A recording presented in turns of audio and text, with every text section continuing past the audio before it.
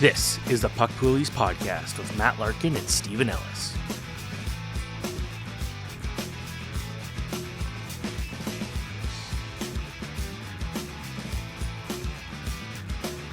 Hello, everyone. Welcome back to a new edition of Poolies. It's Matt Larkin, as always, with Stephen Ellis, getting deeper into the grind of our fantasy hockey seasons. But maybe it's not a grind. Maybe you're loving it. But how is your team doing at the moment? Well, I'm still first place in the 6-team league. I had to really fight to the death, essentially, in the final minutes. I think it was the final game. I had a bunch of Anaheim Ducks players, and that really pushed me forward to win that. So I'm still first place, but I am playing the second place team. My friend David, who is currently like 200 or 300 points ahead of everybody else. So if he beats me, and he is projected to beat me, as long as I don't have Jack Hughes and Adam Fox in the lineup, he will take over first place by a long shot. So this is going to be a very nervous week, but I got to give him a shout out. He was dead last a few weeks ago. Nothing was working. He started like 0-2, whatever, and he's figured it out. So I'm nervous. In my other 12-team league, I did lose that one. It was a rough week. Again, no Jack Hughes in a deeper league definitely hurt a lot. But I'm still in a good spot. I think I'm still 5th out of 12. So doing okay right now. I think top 8 make playoffs. Obviously, way too early to be thinking about that, but I already am. I'm thinking long term here. So what about you? Well, it's just the weird season continues. So I'm still in 3rd place by accident. But this past week was an important litmus test because there are a few teams that are sort of super teams right now, the teams that rebuilt, and they knew that because our league has contract structure, so they knew that several superstars were going to be up and available to draft this year, like Connor McDavid, Draisaitl, Matthews. So they just sold everything last year. And now you have these teams that are just super powered. And this past week was my first time going up against one of those teams. So I thought, okay, if I beat one of these teams, then I'm going to have to start taking things seriously and trying to contend. But I didn't. I lost. Not badly, but I still lost. It was a good reminder. Okay, I'm still just kind of hovering, and I don't think that my team's going to be able to hang with the big boys, but we'll see. I'm not ready to like trade a first-round pick. So again, still, I think I'm like 11 games over 500 or something. I'm still accidentally leading my division, but I'm not that optimistic it's going to continue. We will see. But let's get started with the pickups this week, Stephen. All right, Shaya League pickup of the week, and this guy might as well like just be the name of the podcast, given how many times we've talked about him, specifically you, and that is Kochetkov out of Carolina.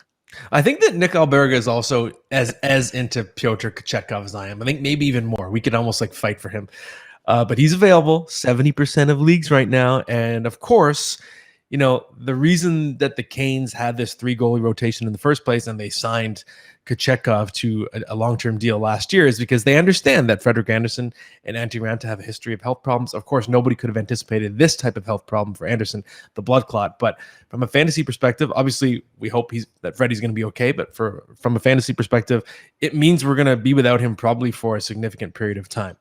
And that means that Kochetkov really has his chance to take over.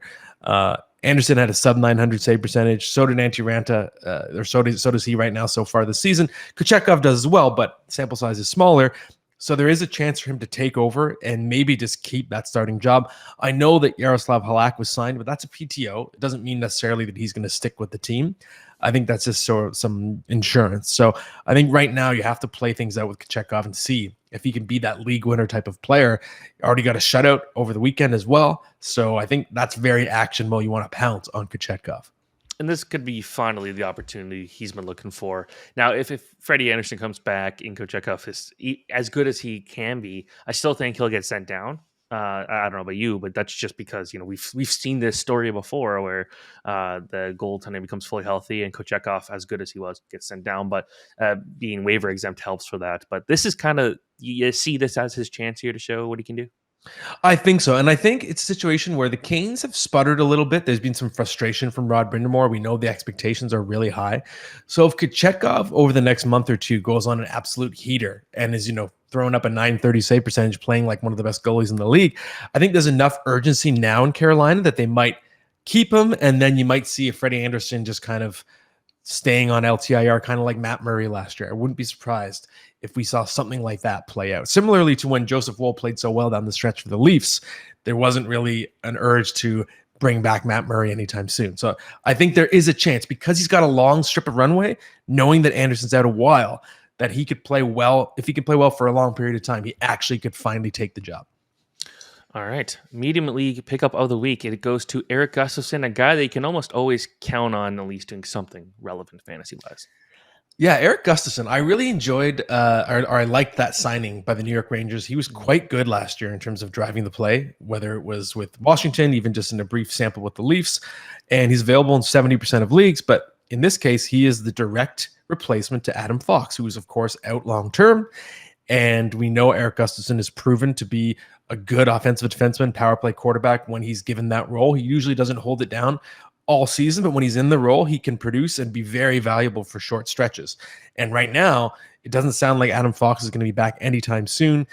Gustafson has 6 points in his past 4 games, and there's a lot of talent around him. The Rangers are playing really well. So this could be like a 50-point season for Eric Gustafson because he's going to be in that role, I think, for a significant chunk of the season. I could see it. I remember when he had that really breakout year of Chicago a few years ago, and I remember looking. I'm like, did anyone notice this? And then it's like you look at his points, and it's like he got a lot of points at like the end of games, and it was, whatever, a lot of meaningless points, and the Blackhawks weren't a good team. But it was like, no, again, this guy's very valuable in fantasy hockey, so I like it. The deep league pickup of the week is someone I just picked up, Connor Zary, and apparently he's very available. Yes, available in 98% of leagues, so not many people have caught on yet. I also picked up Connor Zary in my league, and we know he's got that first-round pedigree, of course. And what's really interesting about the Calgary Flames this season, it seems like not much if you look at the standings, but what's encouraging to me is they're actually committed, unlike Daryl Sutter last year, to giving their young players chances. And we're already seeing Connor Zary on the second line. We're already seeing him on the top power play unit playing the point. 10 shots in 5 games, 2 goals, 4 points in 5 games. So it's possible that we see Zary seize this role all season. And more importantly, if the Flames don't sort things out and start improving the standings, you could see them selling off pieces, which would mean Zary's role grows even more. It's not inconceivable that Zary ends up on the first line before the season's up. So in a deep league, this is a player with a lot of potential. Yep, I just picked him up. The Calgary Flames are an interesting team where they just need goals from anywhere and they'll take it from anywhere. And the way is Zary, I wrote about him last summer for my my prospect rankings, where he's a good prospect, but it's like, when was he going to take that next step? And a lot of it was, okay, look at the Flames, look at how they kind of treated their young guys. You never it was hard to get ice time, but now he's unlocked, and I like watching that. So I love watching young guys do well. It's fun. All right, WTF pickup of the week, Pavel Buchnevich. Yeah, so he's available in 57% of leagues, and he was dropped in my main league early in the season. I don't understand the lack of patience for a player that in his first 2 seasons with the Blues had 143 points in 136 games. You'd think that would earn the trust of a lot of these frustrated GMs, but he had 1 goal, 4 points in his first 10 games of the season, and he got dropped, apparently, by a lot of people. That's someone you should immediately pick back up. And the very fact that he got a hat trick in the 11th game of the season is proof, right? Good players, they all have slumps. Every good player might have a stretch of 4 points in 10 games, but if it happens in March, you're not really going to notice it in terms of his season stat line. Pavel Buchnevich is going to be just fine. He's probably going to be a point-per-game player when healthy for the rest of the season, so he really shouldn't be on the wire in almost any league at the moment. Yeah, again, I think for the average fan, he's not a huge enough name where you might just completely not remember he exists, but he deserves your attention. All right, usually at this point we'd be doing the your tip of the week, but I guess this time it's the multiple tips of the week. So yes. Are you ready to do some trade tips? I am. So as inspired by last week when we were talking with our guest, Nick, we figured we should just dive into some trade tips. I think it's a good juncture of the season at which you can start exploring trades because you're deep enough now that you kind of can understand what your squad's strengths and weaknesses are, maybe if you have certain holes in the lineup. And it's a time of year where every team is still in contention. So theoretically, every team in your league should still be engaged and active in trade talks, right? So let's dive in. Let's start doing some trade tips. We're going to start with tip number 1. And that is, I think this is the most important tip of all. It's to know other teams as well, or better even than your own team. Study their rosters and understand what they do and especially what they don't need. If you want to shut down a trade talk, if you offer somebody a top goaltender, they already have 2. They don't need that asset, right? So you want to understand exactly where our team's holes are, and that's a great way to facilitate trading. If you're going to a team and immediately offering the player and position that they need the most or the stat they need the most. Oh, I noticed you're in the Roto rankings, you're dead last in goals. Well, here's the top goal scorer in the league. You want to talk trade? Knowing their roster is absolutely crucial. So that is tip number one. Number two, I like this one. Prey on emotion. And that just kind of a personal experience was I was playing against a guy who really, really liked Max Domi. And I saw that he was not playing well. I offered him up for Varlamov. And, I needed an extra goalie just to have insurance. Varlamov's looking pretty good right now. Max Domi is not. And I took advantage of this guy, knowing that he is such a huge Max Domi fan. And that's not, I think he actually is on the verge of getting rid of him. Yes. Preying on emotion, it's my favorite tactic. It's what I'm kind of known for in fantasy, and it applies in so many different ways. So if there's a homer of a certain team, you can prey on that emotion by offering players from that team. One of my favorites is if you have a good memory for trivial things, which I do. If you remember a player that was on a winning team of someone a previous season, so let's say you have someone and okay, this GM had this player last year and they won the championship. They're going to have positive memories of that player. They're going to trust that player to break out of slump X or slump Y. You might be able to get them to overpay a little bit. The two main examples I use for preying on emotion is in identifying the best type of trade partners. One is a GM in head-to-head who just lost badly, just took a huge beat down. You lost 11-1. You're reeling on Monday morning, looking at the standings. Oh, God, I need a shakeup. That's when you pounce and try and make an offer because they're going to be more likely to want to do something rash. They're angry at their team. The other one is, I do this a lot, a GM that just suffered a catastrophic injury. So, for example, let's say you have Eric Gustafsson. Hey, notice you just lost Adam Fox. Well, I happened to pick up Gustafsson last week, and maybe we can talk trade because then you can handcuff Adam Fox and pounce on the manager that's panicking over the injury. That's a big one. Yep, I like that one. All right, this one, be generous when you can afford it. I'm interested to see where you could take this. Yes, so you don't want to get a reputation as the stingy GM who is obsessed with winning massively on every trade. And I think there's a way to sort of distort your reputation for the better. So if you have a major surplus at a position or in a stat and you have a league that has plenty of bench fodder, then don't be afraid to kick in that extra piece. Even if it means on paper you're kind of overpaying for a trade. Well, this other guy's getting more value. This other GM is getting more value. It doesn't necessarily matter if you're improving what's in your starting lineup. And that is going to make that GM more likely to want to deal with you later. And it even could tilt the scales, or maybe people think you lose the deal. And then people think you're someone that can be taken advantage of on a trade. I like that as well. Anything that invites future trading and improves your reputation in that sense is a good thing. Yep. I've can't even tell you how many very super generous offers I made this year that were turned down that have paid off poorly for the other team. The next one is don't gloat post-trade. That's important. Yes, this one is pretty simple. If you win a deal, you just don't want to be on the board just bragging about how you fleeced the other GM or how well your new players are doing. It's just going to leave a bad taste in that GM's mouth and make them not want to deal with you. Simple as that. Yep, that's basic. Advertising is okay as a last resort. Yeah, so advertising it can really backfire on you. It's something I do pretty often, but often it blows up in my face. So if you have not exhausted every avenue to trade a certain player and you go immediately to your message board and advertise, what happens to me at least is the wolves, the piranhas just tear that player apart, and you have a message board of just like 10 people crapping on that player, saying how bad they are. And it's actually really everyone reads it and you're like, oh my God, everyone's posting horrible stuff about my player. They're just slamming this player. They're posting all these stats, screenshots of their game log. They'll do anything, right, to just dump on that player.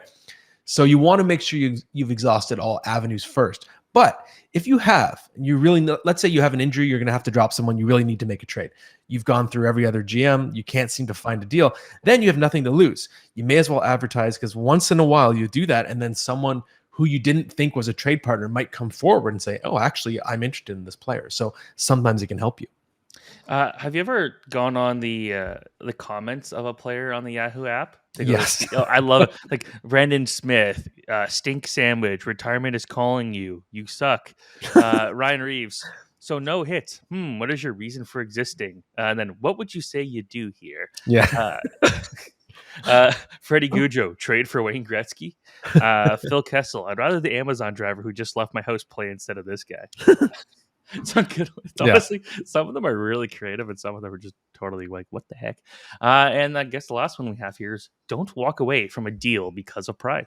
Yes, this to me is the most emotionally complex of the tips. So, one thing I see pretty often, again, because I'm the most active trader in maybe in the history of fantasy sports, it's an addiction almost. Like I made 2 trades this morning in fantasy football alone, just before we started recording the podcast. And I think what's important about this tip is you see people walk away from trades because they're feeling emotional and they're frustrated with the other GM. Oh, you took too long. Oh, I don't like this offer.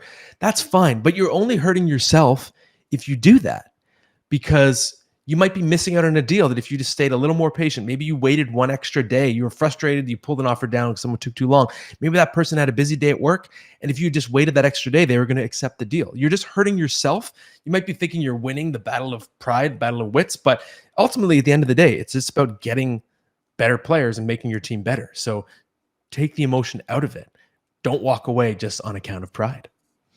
Okay, I like it. I had to look there at the Huberdeau. I want to see what the comments were like for that. And multiple people said they dropped Huberdeau to pick up Patrick Kane. So it's bad when you're getting dropped for a guy who is not under an NHL contract soon or right now, but that could change soon. Wow. Yeah, that's it for the tips. I guess you want to get ready for our guest here. Yes, next up we have an excellent guest from the Athletics. Shayna Goldman is coming right up. Okay, we are very pleased to bring back one of our favorite guests from the Athletics staff writer, Shayna Goldman. Great writer, fantasy hockey expert as well, great fantasy hockey player. Shayna, how are you? I'm good. Thanks for having me. It's a pleasure. So earlier in this episode, we were doling out a lot of trade advice. I was giving a lot of the advice, but as my own league mates would tell me, I'm not to be trusted. I'm a villain in my league. So I think we do need some advice from another party. So I'm curious, do you have a number one trading tip that you'd want to give to any fantasy hockey player? It would just be not to be too enamored with trends, right? Don't be too worried about a cold streak. Don't be too worried about a hot streak. Like, you need to find that middle ground and try to project out. A personal experience this year was Dawson Mercer. I was legitimately concerned about his start, and I was offered a trade for him for someone that needed someone that could, slot on the wing, and he has the right wing eligibility. So I went for it because I had Jack Campbell as my second goaltender and knew that wasn't a cold streak. That was just poor drafting on my part. I did not prioritize the second goaltender, and I wanted Ville Husso instead. And, I looked at Mercer below the surface to see what's he doing that's different from this to last year. And you see the changes in his shot creation, the scoring chance generation, like everything individually is down. And now his, role in the lineup reflects that as well. So you could see it wasn't just a cold streak to start the season, but kind of a start of a concerning trend that I was okay letting go of him. So obviously Dawson Mercer is not somebody you want to pick up right now, but who is a forward that you would be targeting in a trade right now?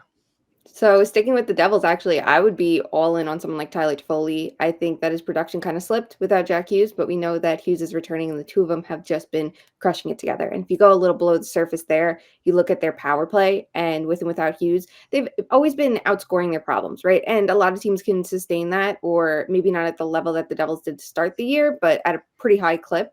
And you see how their expected goal generation since the Hughes injury has been bottom of the league. So, obviously you don't want a team's power play to hinge on one player, but when it's someone like Hughes, who has this like elite puck moving ability and elite shot making ability now, you want to, benefit off those minutes. And I think someone like Tyler Toffoli is going to see his production really kick up a notch when he's back. I think it's a really good point too, because I think you could argue a lot of Devils are buy lows, especially considering that from what we know, the Hughes timeline doesn't sound like it's too serious. So it shouldn't be, months away. It's probably weeks at worst until he's back.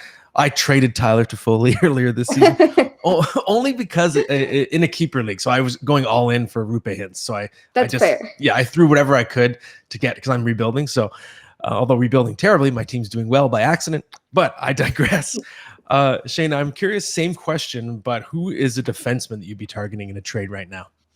I like someone like Sean Durzi. I think he's been like really quietly effective in Arizona. I also would say teams that we have concerns about. Like, I've been asked a lot about Evan Bouchard. I think his production has been pretty okay still, for a top defenseman from a fantasy context when you take out what we're actually seeing on the ice. but I feel like that's someone that is bound to, like regress in a good way, because you see the Oilers are doing everything right below the surface offensively without the results to show for it. And I expect that to change soon. I don't know if I'm really reinventing the wheel saying Evan Bouchard, because we all expect him to be good and he's on that top power play unit. But even someone like Eric Gustafson in the time being, if you're looking for an Adam Fox replacement, stands out to me, or a Noah Dobson, despite everything going on with the Islanders, I think it's been pretty effective too. Noah Dobson is currently killing me in fantasy hockey, so I'm not a fan of that. I would love Adam Fox to please come back. That would be great. Same with Jack Hughes. All right, so talk forward, defense. What about a goalie? Goalies are the trickiest ones, right? Because what do we know about goaltending, and what do we know about it from a fantasy context? It could be two Nothing. totally different things, right? Mhm. You're prioritizing a goaltender. Thatcher Demko would be the best goalie to have right now, right? It's a super hot start. I think we all expect it to kind of die down a little bit, but he is absolutely positively crushing it. And we know this is something he's capable of. But someone like Aiden Hill stands out to me. He was someone from a fantasy context I jumped at. It was really between him and Philip Gustafson, and I was very lucky to go with Hill, because you look at the quality of the team that he's on. He's on a team that you're going to expect to collect a lot of wins. He has. He's someone you're going to expect to give you quality goaltending. He has. The one downfall is that he's a 1A versus a true bona fide starter, but that just tells you to prioritize your second goaltender a little bit more. Yeah, great point, especially just for those rate stats. He's been fantastic, even if the volume isn't top notch. So sticking with the Canucks, obviously Thatcher Demko has been unbelievable. Elias Pettersson and Quinn Hughes is having just a mammoth season. I think he'd be the runaway Norris Trophy winner right now, maybe even a Hart Trophy candidate. I don't think would be a stretch at the moment. And if you look at what he's done, for all the credit that Cale Makar gets for being historically good, Quinn Hughes was the fastest defenseman ever to 200 assists. And he was the first defenseman in 29 years to have 60 assists 2 seasons in a row. So he's a really special offensive player. Now we're seeing the shot output go through the roof, almost doubling his career best in shots per game. So I'm curious, Shayna, are we seeing Quinn Hughes take over as the number one fantasy defenseman, or do you expect Cale Makar to have something to say about that before the season's over? I expect Cale Makar to have something to say about that, but I think we're going to have a good conversation all year. I think that we're seeing the Canucks, have a lot of shooting luck and a lot of great goaltending right now, and that is pumping up their numbers. But I also think Quinn Hughes at the same time is elite, absolutely positively elite. He's everything we thought he could be and more. And I think a big difference for it is the quality of teammates he has. You look at his partners over the year, and it's guys like Luke Shen and Tucker Poolman he's playing with. He had Travis Hamonic at some points in, the early years. Philip Hronek is a true top 4 defenseman. I think he's someone that was a little bit overrated when the Red Wings traded him last year, and they knew to sell high on him. But you see how he's elevated his game to match with Quinn Hughes. So now they can actually go up against top competition. They can actually be leaned on in every situation. I think what we're seeing right now is a version of the real Quinn Hughes. It's just a little bit gaudier than I'd expect, but I don't even want that to come off as a knock to him. Like, I think him and Cale Makar down the stretch, we're going to be having this conversation all year. Like, he definitely is the real deal. Love it. So is hockey the only fantasy sport you play, or do you play any others? And what do you like about them? I actually only play fantasy hockey. I helped draft a football team last year. It was not mine, and I relinquished it after the draft because I definitely didn't have the time for that. I bet on tennis. That's definitely something I'm very into, but no, I don't play any other fantasy sports. I think maybe it's not the worst idea, because fantasy football is just for masochists. It's so backwards. There's a guy in my league who started 7-0, and he was like 14th out of 16 teams in points. Now his team's playing better, and he's scoring way more points, and he's lost 3 weeks in a row. It's just so backwards. We have teams that go seller. They trade their best players. They start winning. You have teams that go buyer. You acquire stars. You start losing. It's so backwards. It drives me crazy. At least fantasy hockey is just in comparison. So I respect the choosing of that path. Shayna, this has been fantastic as always. Before we let you go, is there anything you want to plug on The Athletic right now? I wrote about power plays today. Like a little vibe check around the league. So we'll see some of the best, the worst. Those you should probably just decline the power play altogether, things like that. And I have a bunch of stories in the works there, concernometers we're going to be looking at, the hypometer we're going to bring out for the first time, just to kind of get an early vibe check. It's so hard in the beginning of the season to say anything so definitively when we have such a small sample, but it's nice to, start looking at trends. Absolutely. Well, thank you, Shayna, and hopefully we'll have you on again soon. Thanks for having me.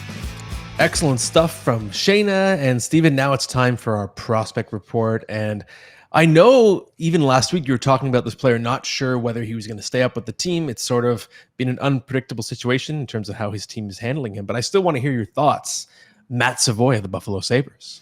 Yeah, with Savoie, I was almost a little surprised. He ended up getting a call up for Buffalo, and I feel like they kind of wasted his debut by his first game. He played like 4 minutes and was kind of just not really doing a whole lot. So it feels like kind of a fake debut. I hope when he makes the team full time, it'll be a bit different. But Savoie is one of the most talented prospects in the game right now. I think I had him like 23rd or 24th ranked out of all my top 75. Part of it is I was just questioning how he'd be able to adjust to the physical game being so small. But watching him play, and I went back and saw a couple of his games he played for Rochester. Like, he already looks ready for pro. He looked so good. Of course, the NHL CHL agreement means he can't stick around in Rochester, but we do know that it has been reported that the Sabres did look into that option about having him get a waiver to play in the AHL this year, which would have been great for his development. Instead, he's going to go back to the Wild in the WHL. He's going to put up stupid number of points. We might see like a Brant Clark style explosion for the rest of the season, or a Jordan Dumais in Columbus. Right now, he could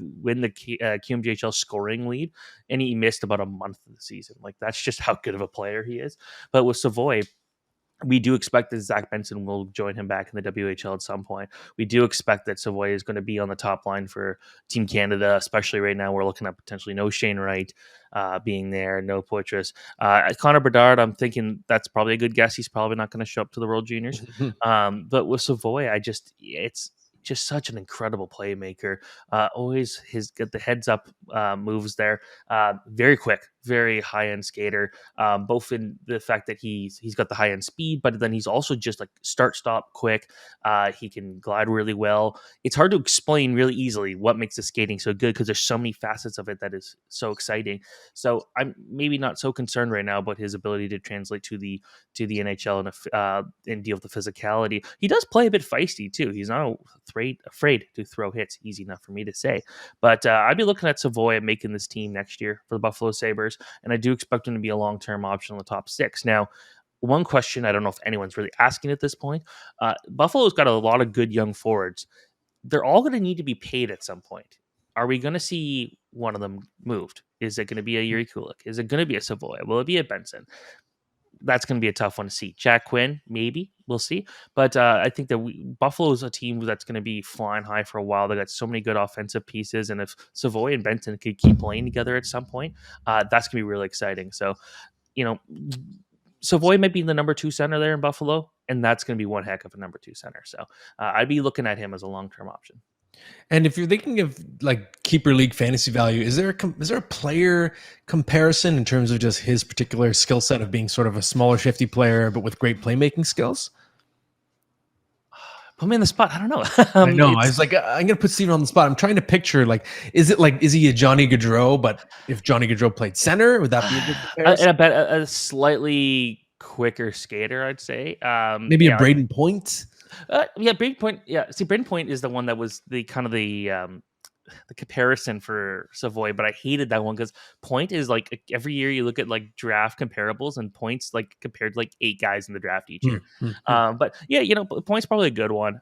Someone that I believed in very early on in his career back in junior. I thought Point had the ability to be a star player in the NHL, and Savoie 100%. This is someone that fell to, I believe it was number 9 in 2022. Yeah, it was.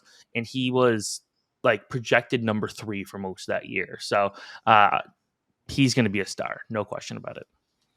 Alrighty. Well, I'm excited to see what he does once he sticks for good. Steven, it's time now for our best bet of the week. And I'm going to do something a little weird. And I know, especially right now, because Connor Bedard is on fire. It just feels like his grip on the Calder Trophy has gotten stronger, not weaker in recent times. That said, I'm just looking at the odds over at Betano, and one of the plus bets really jumps out to me in terms of the Calder Trophy futures, and that's Leo Carlsson at plus 2,900. Those are pretty tremendous odds, considering, yes, Connor Bedard's on fire, but Leo Carlsson scored 6 goals in his first 9 games. He's really sort of announcing his presence as well as a very legitimate prospect. It's not inconceivable that he gets hot. And if he keeps this up, I'm not saying he's going to score 6 goals every 9 games, but this could be a 30-goal scorer. It could be a 60-point scorer in his rookie season. It seems like the better he plays, the more this load management thing is going to go by the wayside. So just if you're looking for a long shot bet, the value is just so good. I still, of course, think Connor Bedard's going to win the Calder, but it's not really a fun bet when he's minus money to win the Calder, right? But plus 2,900 for a rookie who scored 6 goals in his first 9 games. To me, that's interesting. That's a bet that I would consider making as a long shot. I gave this advice to someone else a couple days ago before you sent this over. I'm like, yeah, no, the way he's playing, it's just every game he's been so effective. I would love to make it sure that he's like never going to not be in the lineup anymore. I want him in the lineup every single night. But Leo Carlson is just a blast to watch. That hat trick, that was probably the best. Like obviously 3 goals in the NHL, you'd expect it to be his best, but I've seen him dominate junior games. I've seen him dominate against men that did not come close to what we saw that night. So he's the real deal. Alrighty. Let's move on to some questions now, Stephen. What do we have? All right. The first question comes from Dr. Matthew Popkin. Do I keep or drop Zegras? Which is interesting timing now because since this question came in, we do know he is on injured reserve. Yes, that's right. The question came in before the Ducks moved him to IR, but it doesn't really change my answer. So keeping Zegras, it does depend, of course, on your league size. Obviously, he's not been shallow league material so far this year. He really hasn't been any league material. He's been that bad so far. And the underlying metrics, it's not really a case of, under the hood, he's about to bust out. He's going to be fine. Some of his play driving metrics are actually down from last year. But to me, the injury going on IR, this nagging lower body injury, whatever it is actually good news because it's an excuse. It tells us that he was not himself. Something was not right. And to me, that means we can speculate that when he comes back, he's going to be much more like himself. So to me, that makes him a tremendous buy low. I still believe in the talent, and you're never going to get him cheaper than you can get him right now.